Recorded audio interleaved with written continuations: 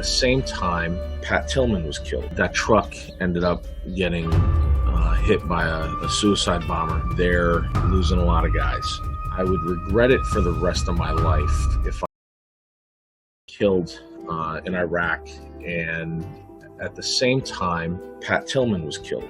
Mm-hmm. And those things just really, I recall that they really weighed on me, and the way that the law enforcement profession works in New Jersey with civil service, it was, I won't say unheard of, but I couldn't find anybody at the time who went into the military after being on the job.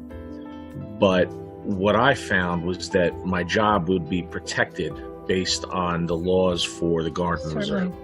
And so I looked at particularly Pat Tillman's story, and I said to myself, here's a young man who left a multi-million-dollar NFL contract and went and did what he did. I have a far less significant job that will be here when I get back, if I get back. How can I not do this? And I knew that I would regret it for the rest of my life if I didn't give it a shot. And so on my lunch break one day, I walked into a recruiting office and I enlisted in the Marine Corps in the reserves so that I could keep that job.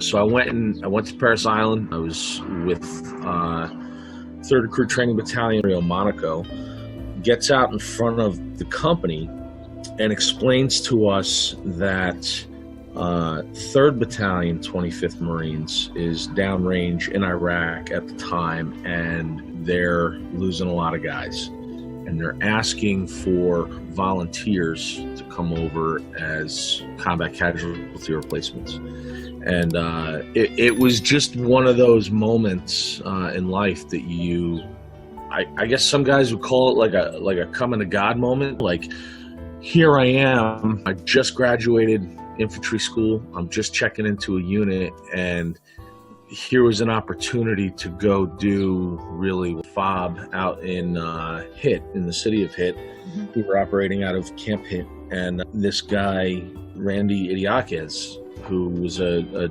young junior Marine, Lance Corporal. And this, I struggled with this for a long time, but Iddy, as we called him, took my seat in a truck. He bumped me back to a 7-ton. The way the MAP teams were set up was you had 3 Humvees and a 7-ton. And he took what was my seat in this Humvee to sit with the Sergeant Major.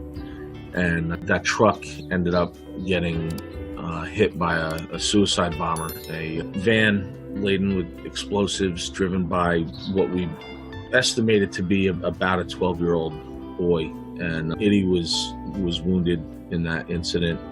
And at the time, being an outsider and a boot PFC, I got promoted to Lance Corporal later in August. So I was as boot as boot could be. And Iddy quickly befriended me, just being the kind of man that he is, where all these guys were so tight after being through so many horrific things together already. I was definitely an outsider. And while my heart was in the right place in joining them, I hadn't earned. Make the most of the gift that was given to me. Take your time. By those Marines who didn't come home, to earn that and to not squander it. And that's been a powerful motivator for me, to just do everything I can to get the most out of the life that they gave to me, and to honor them and to honor the sacrifices that they've made. And so pursuing my education, I saw as just one of those things. So when I finished undergrad, I was looking at master's programs, and a very good friend of mine, a guy